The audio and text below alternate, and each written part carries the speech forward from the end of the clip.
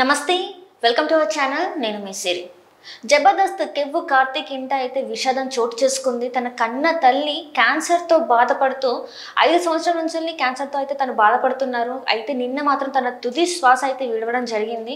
So దాంతో కెవ్వు కార్తిక్ గారు అయితే ఒక ఎమోషనల్ పోస్ట్ అయితే పెట్టడం జరిగింది. ఒకసారి అయితే మనం అది చూద్దాం. ఇక్కడ చూస్తున్నట్టయితే అమ్మ గత 5 సంవత్సరాల 2 నెలలుగా క్యాన్సరే భయపడే విధంగా క్యాన్సర్పై అలుపెరుగని పోరాటం చేశావు. నీ జీవితం అంతా యుద్ధమే. మమ్మల్ని కన్నావు, నాన్నకి తోడుగా కుటుంబాన్ని కష్ట పరిస్థితులలో కూడా కంటికి రెప్పలా కాపాడావు. అమ్మ ఈ 5 సంవత్సరాల నుండి ఎలా ఒంటరిగా పోరాడాలి అని నేర్పావు. నీ ఆత్మస్థైర్యం నాలో ధైర్యాన్ని నింపింది. అన్నీ నేర్పావు కానీ నువ్వు లేకుండా ఎలా బ్రతకాలో నేర్పలేదు. ఎందుకమ్మా?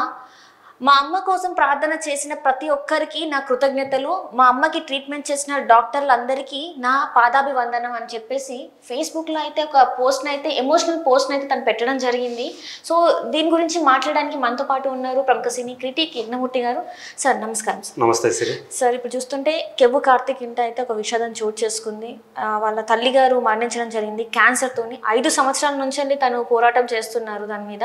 సో తను గెలవలేదు, తను మరణించడం అయితే జరిగింది. అసలు ఈ క్యాన్సర్ ఇది చాలా కుటుంబాలను అయితే విచ్ఛిన్నం చేస్తుంది. అసలు ఇలా సార్ అసలు ఇది పోయిన సంవత్సరమే కెవ్వు కార్తీక్ మ్యారేజ్ చేసుకున్నాడు. అవును సార్. సో జూన్లో చేసుకున్నాడు. నాకు బాగా గుర్తుంది, ఎందుకంటే అప్పుడు నేను కలిశాను కూడా, ఒక ఈవెంట్లో కలిశాను.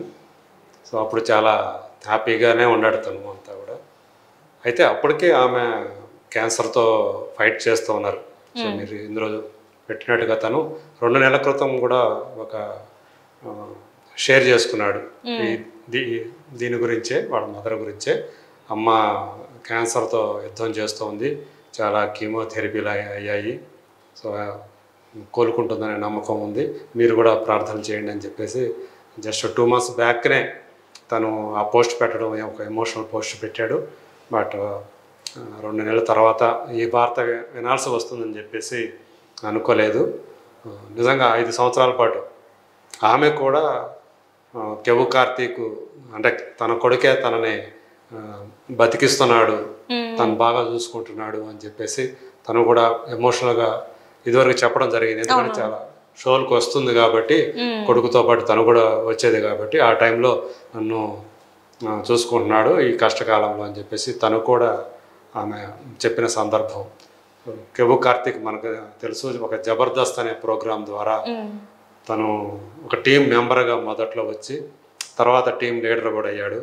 సో కెవ్వు కార్తీక్ నుంచి కెవ్వు కార్తీక్ అనే ఒక పేరు సంపాదించుకున్నాడు. ఒక టీవీ సెలబ్రిటీగా మారాడు.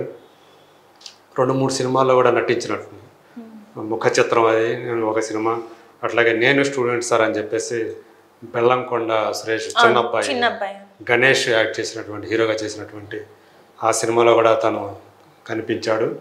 సో అట్లా మళ్ళీ కొన్ని సినిమాల్లో నటిస్తున్నట్టున్నాడు. బట్ ఏదేమైనా సరే అమ్మని కోల్పోవడం, ఎందుకంటే మనకు జన్మనిచ్చిన అమ్మతోటి ఎవరికైనా సరే అది పేగు బంధం కాబట్టి దాన్ని మాటల్లో చెప్పలేము, ఆ బాధ ఎలా ఉంటుంది. పైగా ఏంటంటే కొంచెం మనకి ఎక్కువ అమ్మతో అటాచ్మెంట్ ఎక్కువగా ఉన్న వాళ్ళకి, సో ఆమెతో అనుబంధం ఎక్కువగా ఉన్న వాళ్ళకి ఆ బాధ, ఆ పెయిన్ తట్టుకోలేని విధంగా ఉంటుంది. సో ఈవెన్ అది పెళ్ళైన వాళ్ళకైనా సరే కూడా. సో తను నేను చెప్పినట్టు అలేఖ్య అనే ఒక అమ్మాయిని పెళ్లి చేసుకున్నాడు. సో హ్యాపీగా ఉన్న టైంలోనే అమ్మ మృతి చెందడం అనేది చాలా బాధాకరం. రాత్రి ఆమె చనిపోయారు, తుది శ్వాస విడిచారు.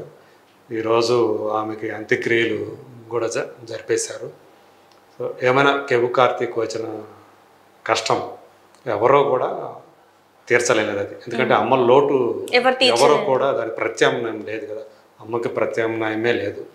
సో అట్లా మనకి అంటే నాన్న నడిపిస్తాడు, అమ్మ మనకి అన్నం తినిపించి మన ఎదుగుదలలో, అంటే మన చిన్నతనంలో మనకి అమ్మ అన్నం పెడుతూ పాటలు పాడుతూ చెప్తుంది కదా, కథలు చెప్తూ పెట్టుతుంది మనం అమ్మ.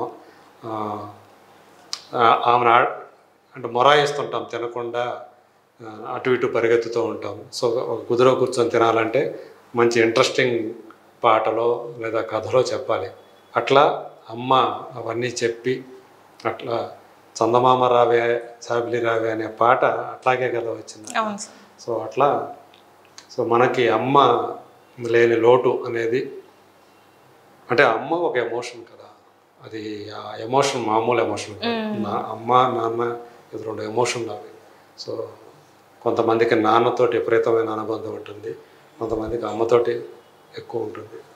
సో అలాంటి అమ్మను కోల్పోయిన కార్తీక్కి ధైర్యం కలగాలని, ఆత్మస్థైర్యంతో ఉండాలని తెలియజేస్తూ, సో ఆమె ఆత్మకు శాంతి కలగాలని, ఆమె మృతికి నివాళులు తెలియజేస్తాం. Right sir, thank you sir.